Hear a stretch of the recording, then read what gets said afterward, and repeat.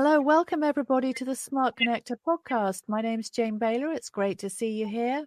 Today, I have a great guest for you, Jill Lublin. Welcome, Jill. Thank you, Jane. Great to be here with you. So, San Francisco-based Jill is a 4 times best-selling author, international speaker, podcaster, and publicity strategist who helps entrepreneurs raise their profile and get more visible to their ideal audiences. And she teaches virtual publicity boot camps, and she also runs a kindness circle. And we're going to be talking about what that is a little bit later on. So great to have you with us, Jill. So let's get straight into it and just talk about why is it important to be visible today online? Yeah, well, first of all, if you're not visible, people have no idea how to do business with you. And, the reality of visibility and publicity is that it raises your profile so that you can be seen, be heard, and get paid. That's always good, right? And it attracts prospects and clients. And really, I think of it as a way to give your gift and multiply it because you're one to many as opposed to, just one-on-one. Publicity does that for you and elevates your authority. You become the trusted authority. Well, that's right. Okay, so I think that there's a lot of people out there who are trying very hard to become the trusted authority, but they're not really managing. And I'm wondering why that is, Jill. Can you shed some light on why is it that many people are putting in a lot of effort, but actually their efforts are getting ignored? Well, one thing is I would beg the question, how is your message? And one of the things I think is really a key is go to the message first. What is it that you're putting out in the world? It's not just about beat the chest publicity, as I like to call it. It really, you have to solve problems for others. And that's a key. And I would say, let's start there. Look at your message in your media. Is it the kind that's really capturing the attention of producers and hosts? Is it something that will really help people and give value and benefit? Look at those 2 keywords. And is it something that their readers, their viewers, they're interested, would be interested in? I have to tell you, when I wrote Guerrilla Publicity, I was privileged to talk to many different kinds of media. And one of the things one of Entrepreneur Magazine said, and of course, many of you would want definitely to be in Entrepreneur Magazine, she said, please tell people it's what my readers care about, right? And I think that's really a key point for people to hear. Yeah, that's right. Yeah, because when we go out there with just a thought of, I want this and I want that, then people are going to care less about us, aren't they? Because they want to know that, this is about what I want. And if you can't cater to that, then essentially it just becomes an ego-driven form of, fanning your own flames, as it were, right? Yeah, yes. And let me just say, publicity is promotion. Yes, part of it might be getting a little comfortable with it. And listen, I had a real estate professional. She wouldn't even get on camera.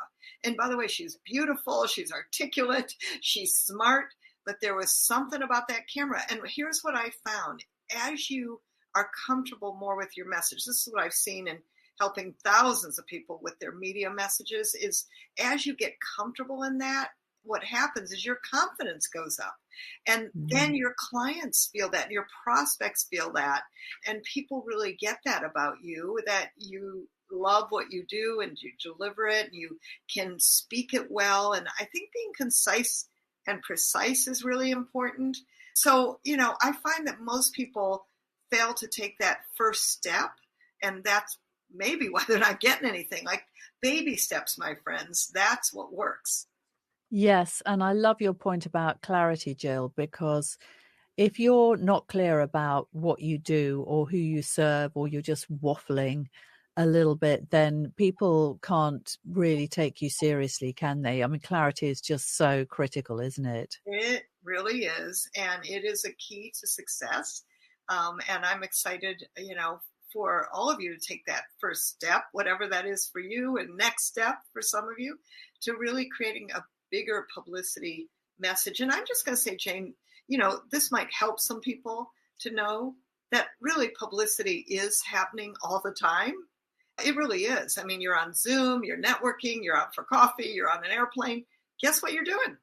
You're being visible. You're doing publicity. People will say, what do you do? And Yeah. I think that's important.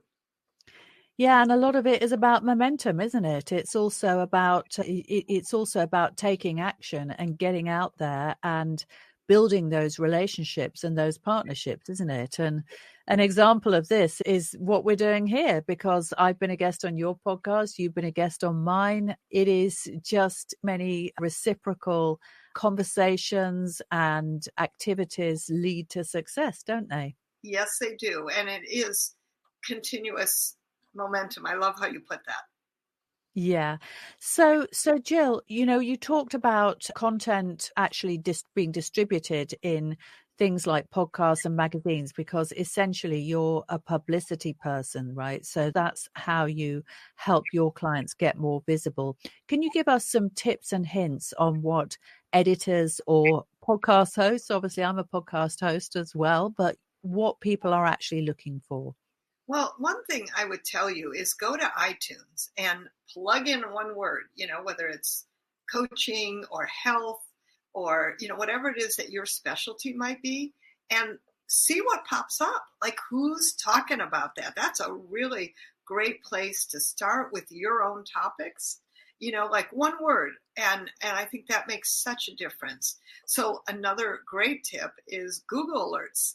I love Google Alerts, and I want you to put, again, your topic. So, for instance, when the Profit of Kindness came out, I put in the word kindness. And I found out that November 13th is World Kindness Day, number one. Number two, I started doing kindness circles monthly. I also can see on my wonderful phone every day who's talking about kindness. And then I can go specifically to the reporters. I know what medium is talking about it, what magazines, newspapers, articles, TV. And also in Google Alerts, I want you to put your name in Google Alerts. So for instance, when you're interviewed, you will see it pop up on Google Alerts. And I have to tell you, this happened to me when there was a problem in Dallas, Texas, and a CEO of a major ad agency got fired over a racist comment. And they had big clients and well-recognized names like Home Depot and Diet Dr. Pepper. And he got fired. And I got called as the author of Guerrilla Publicity. And they said, hey, what's your opinion about this? Well, I don't live in Dallas, Texas, but because of the wonder of what we're doing here, in this time of technology, they could interview me on Zoom. And then they put it all together and showed it on the nightly news on ABC. That was fabulous.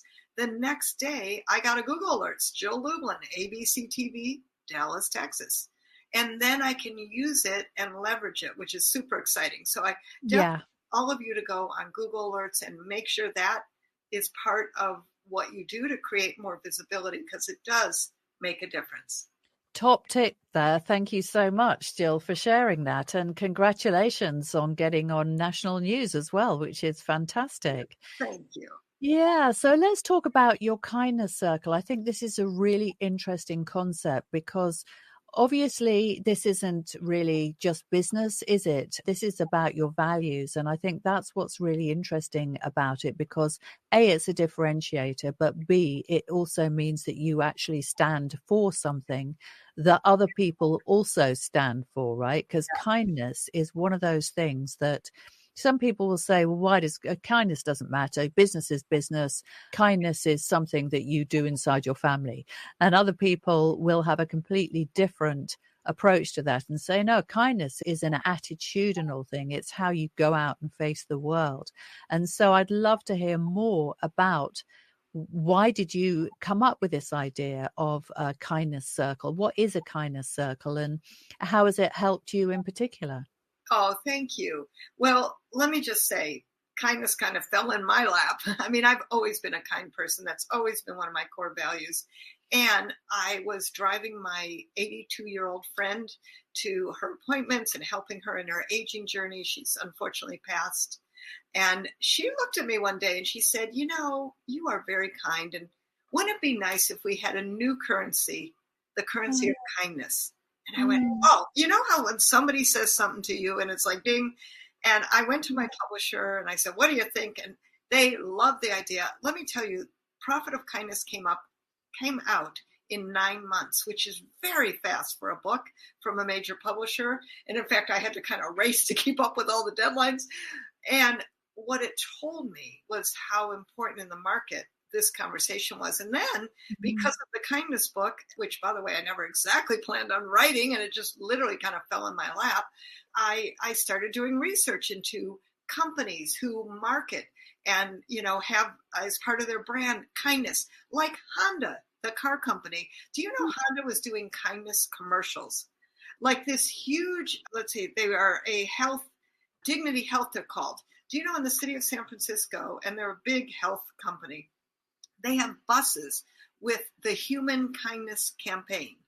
And what I found out in writing The Profit of Kindness is that kind companies have happier clients, customers, they make more profit, their employees are happier.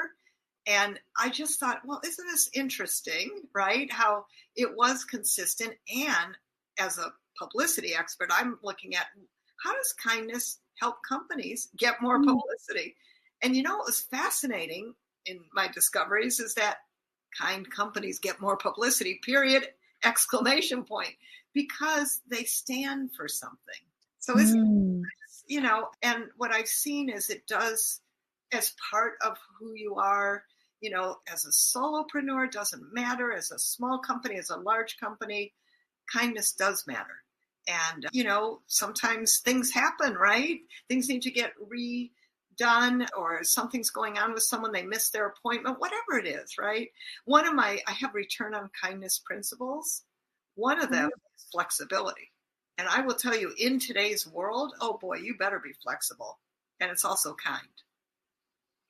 Do you know, I love that. And it's such an interesting concept that kindness and flexibility are connected, because, of course, a lack of flexibility is also connected to self-centeredness and impatience and wanting everything on your own terms. So I get that, but I've never really thought about that before. I love it.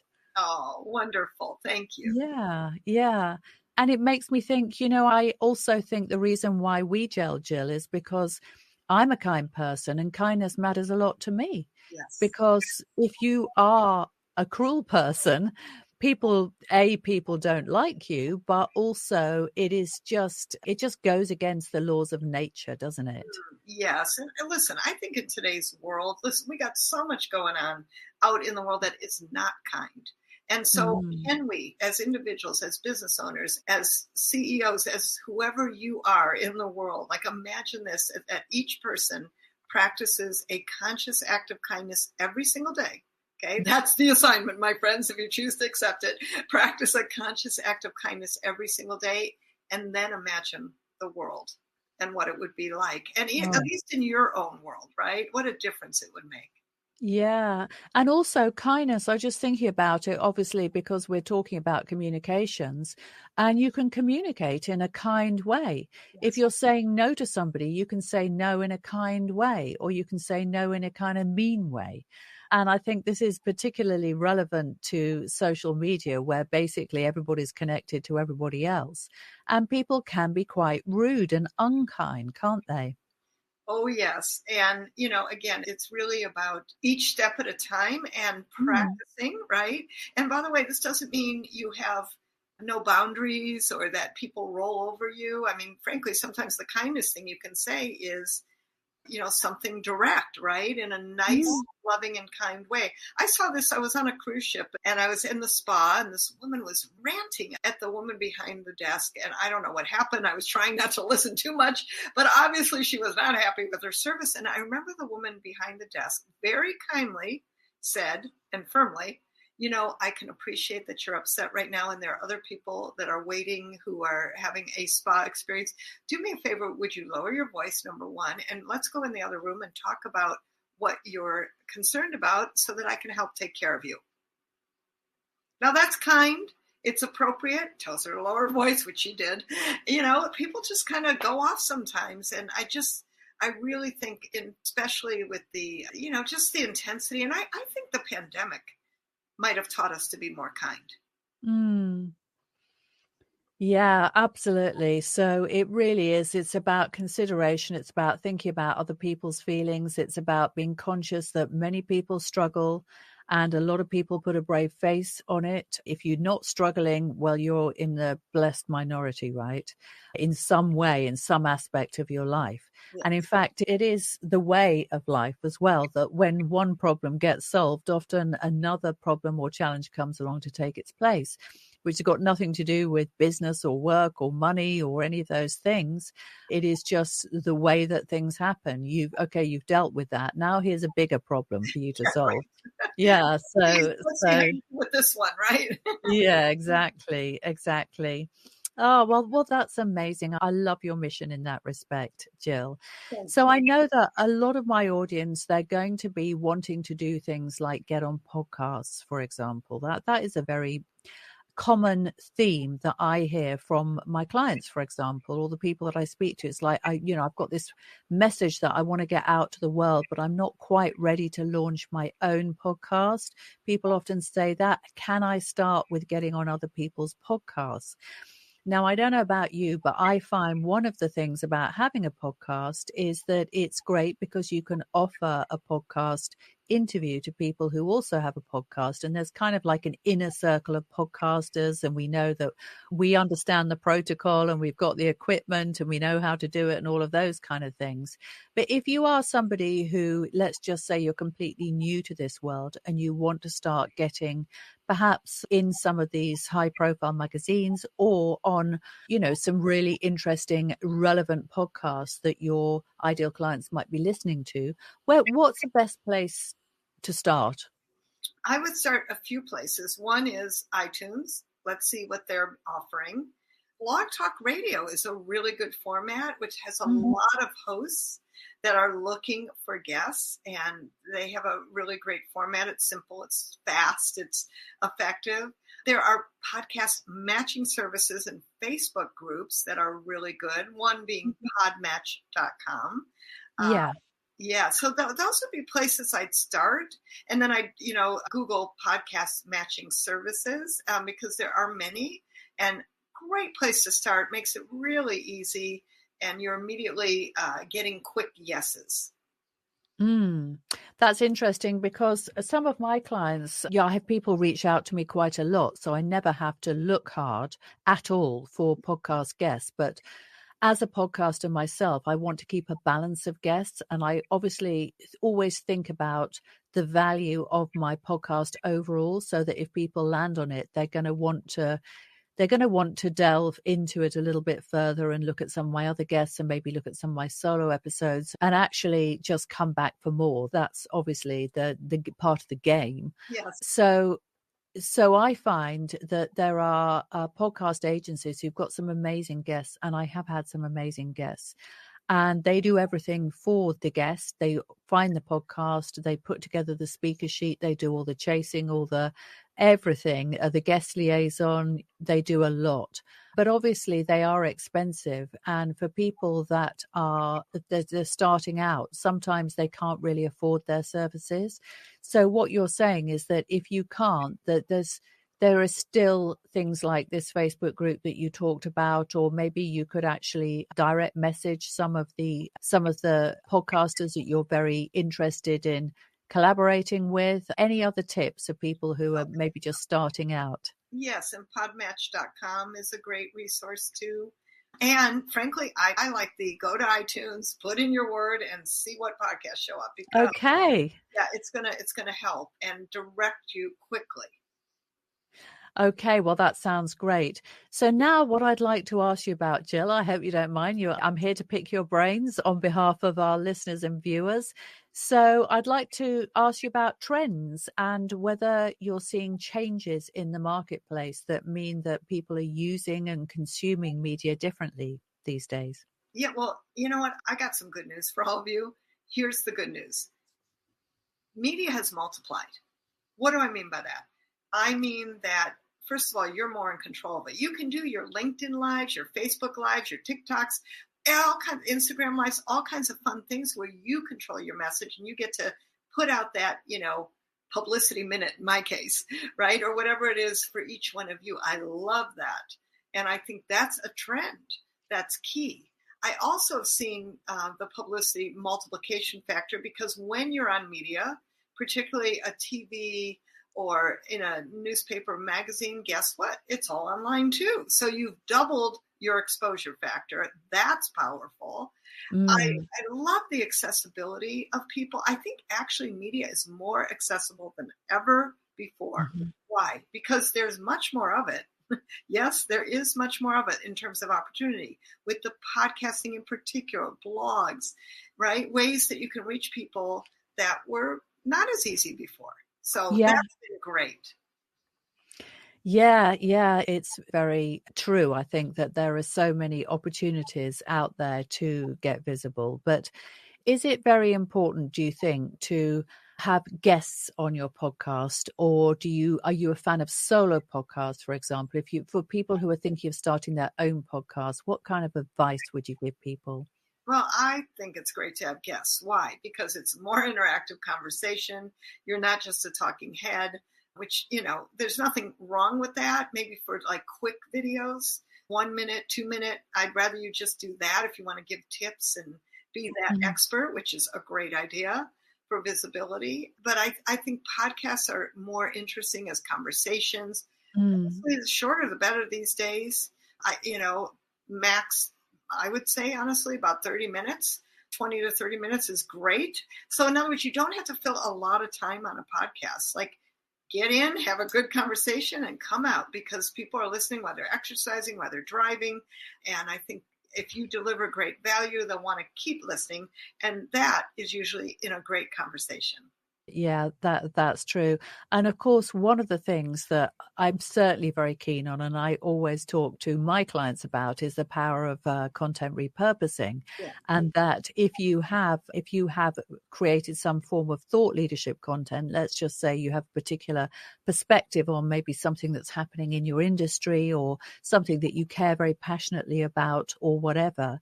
What I've started doing is repurposing it into multiple formats. So I might do a YouTube video, I might do a podcast for people who prefer to listen. And then I will also create an edition of my newsletter, and then I'll pick little bits within that. And then maybe I'll make it a chapter of a book.